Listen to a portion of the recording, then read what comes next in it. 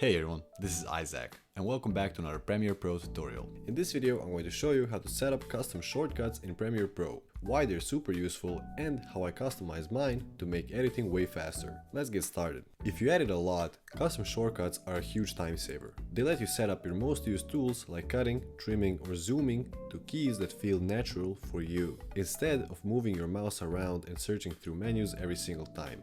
You can do it instantly with one key press.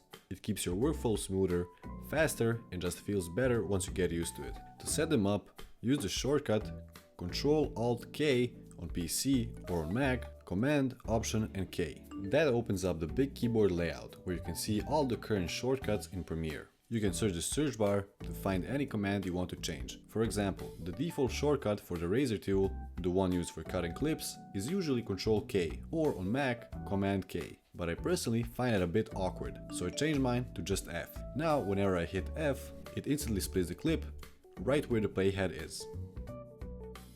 To do that yourself, just click on the command and press the key you want to assign, and then hit OK.